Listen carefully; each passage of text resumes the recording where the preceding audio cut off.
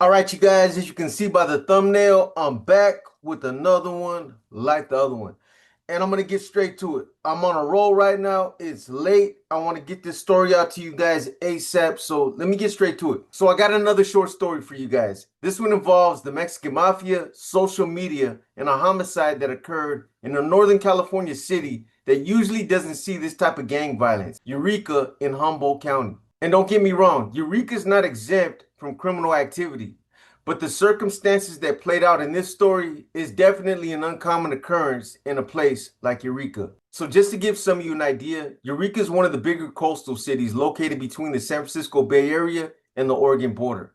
I personally have never been out to Eureka myself, and I don't even think I remember even meeting any norteños from out there either. But from what I've been told, there's both norteños and sureños out there, which really shouldn't surprise anyone, as street gangs and the gang quandary has invaded every town, city, and state across the country, including all the small rustic coastal towns in California like Eureka, as well as some of the bigger metropolitan cities like San Francisco, San Jose, Sacramento, Fresno, Los Angeles, Anaheim, and San Diego. But as some of the bigger cities get worse and people migrate out to different areas with intentions of starting over or moving to better areas to raise their kids, the demographics are always changing. The only time I remember driving through Eureka was when I was on the Grey Goose headed for Pelican Bay, or when I was on the Grey Goose headed back to Salinas Valley for high control parole. We called it taking the scenic route. And honestly, after coming out of an environment like the shoe in Pelican Bay,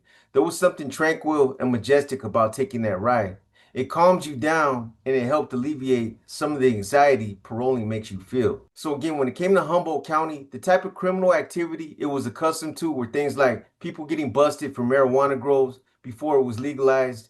Occasionally you'd hear about small meth labs getting raided, white collar crimes, things like that. Maybe someone would steal a car, break a window, get caught shoplifting at Walmart. But other than that, Humboldt County wasn't really known for being a place that had a lot of criminal activity. However, on December 17, 2014, on this day, this would be one of the exceptions. According to local media reports, sometime in the morning around 8:10 a.m., some guy who was walking his dog near McFarland and 15th Street found what appeared to be a teenager lying on the front lawn of a house. Later, this teenager was ultimately identified as being 14-year-old Jesus Garcia, who was also known as Chewy. At first, this guy that was walking his dog assumed that maybe Chewy just passed out after a night of drinking, or maybe he just fell asleep. But after he tried waking him up, and after he tried getting his attention, all Chewy would do was just lay there and moan. So at that point, realizing that this kid was in some type of physical distress, this guy decided to call the Eureka Police Department sometime around 8:22 a.m.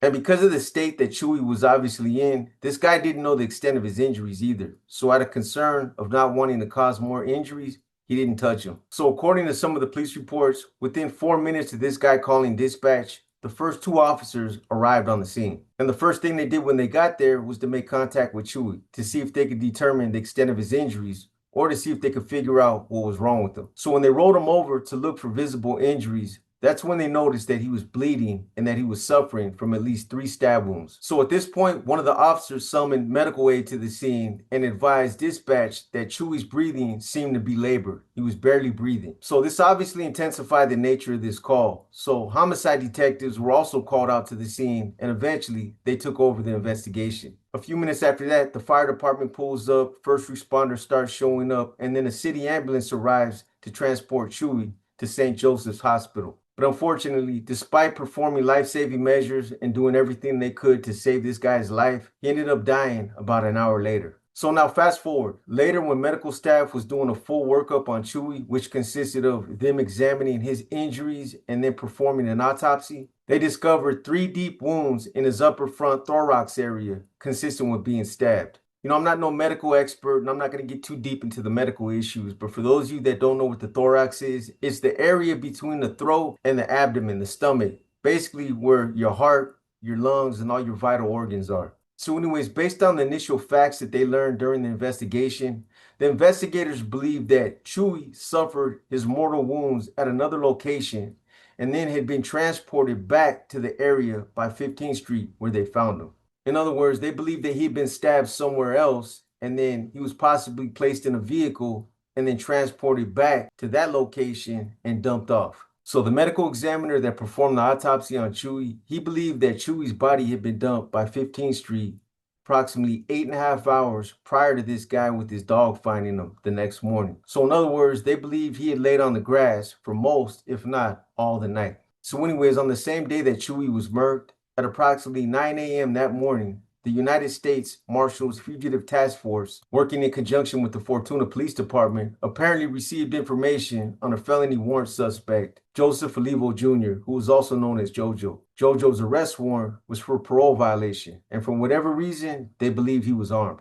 Where they got this information or why they believe that JoJo was linked to this case is information that wasn't made public. However, from the way it sounds like they might have had a CI, a confidential informant, that was feeding them inside information. At any rate, this prompted the investigators to put a surveillance team on JoJo. So that same morning, sometime around 9:45 a.m., some of the officers that were on the surveillance team, they observed JoJo as being an occupant in a parked sedan in the Strong's Creek Plaza in Fortuna. So two of the officers that were on the surveillance team, they approached the vehicle with intentions of taking JoJo into custody. However, when they got close to the vehicle, they smashed off and cut tread towards Highway 101, resulting in a felony vehicle pursuit. So after traveling at a high rate of speed through residential neighborhoods, JoJo eventually pulls over and surrenders. He gives up. But get this, before JoJo takes off and prior to the pursuit, a second individual named Mario Nunez, who I'll now refer to as Blinky for the purpose of this story, he bails out of JoJo's vehicle while they were still in the parking lot. So the Fortuna Police Department circles back a few minutes later and they arrest him at the Strong's Creek Plaza for a felony arrest warrant. If you really think about it, this could have been a tactic, because why would Blinky jump out of his boy's car right before he got ready to go on a high-speed pursuit? That's kind of like turning your back on him. Either he was scared or he jumped out with all the contraband so he could get rid of it. Because in a situation like this, 9 times out of 10, if they go on a pursuit and somebody jumps out of the car, they're going to keep going after the car. They want the driver. And everybody knows this. So Blinky might have got rid of some contraband that they didn't want them to find. So anyways, as part of their follow-up investigation, they start looking at JoJo's son, Joe Olivo III, who I'll now refer to as Smiley for the purpose of this story. I'm not sure as to how involved he was, but apparently the gang task force knew Smiley to be affiliated with one of the local Sureño street gangs. So according to state parole, JoJo and Blinky were both connected with the Mexican mafia. They didn't say that they were affiliated, they said that they were connected. So according to some of the local media reports out there in Fortuna, these arrests will become significant later on in the investigation. But here's where it gets interesting. At the onset of this investigation, almost from the very beginning, the investigators that were working this case were misled by social media, more specifically TikTok, Instagram, and YouTube. Yes, YouTube. Are you surprised? Come on, man. You guys know that everybody uses YouTube as a sounding board to get their message out, and also to put out false propaganda. So as a direct result, and based on information that investigators gathered off of social media, YouTube, homicide detectives were originally looking for a known local Norteño street gang member. Because of the false propaganda that was being propagated on social media, the investigators thought that this murder was committed by a local Norteño street gang. So at one point, these investigators, they find out that they were being misled by several local Sureño street gang members who they know who are going on social media and posing themselves to be Norteños.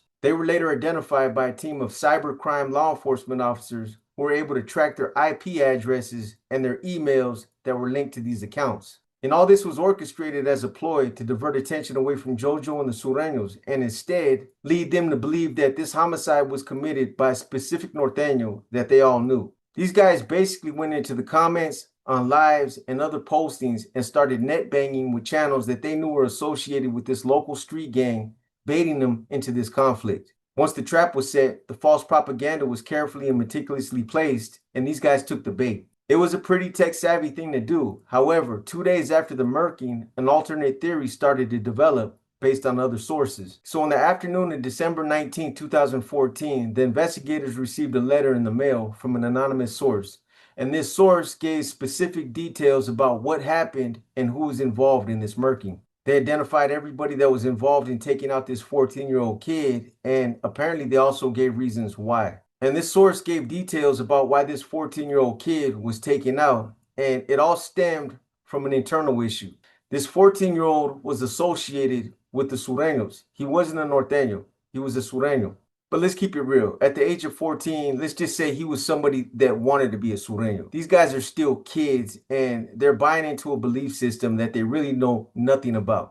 But anyways, this source goes into detail about this internal conflict with the Sureños that ended up resulting in this youngster's death. So the investigators, once they get this letter, they start following up on it. They start cross-referencing and they find out that there's credible information. They were able to corroborate everything that he said in the letter. I guess you can say that this takes dropping a kite to another level. But anyways, the investigators, they obviously didn't expose or identify this anonymous source, the one who mailed them this letter. But this raises some interesting questions about who it could be. Based on the fact that it's someone who was privy to a lot of inside information, could only mean one of two things. It could be a bitter girlfriend who found out about all this through pillow talk. Maybe she was cheated on and this is her way of getting her get backs. Or it could be somebody that was directly involved who is now overcome with guilt. You'd be surprised, but this happens a lot. Someone gets involved in a situation where somebody's life is taken, and then they have an epiphany where they claim to have found God and they're overcome with guilt, so they confess.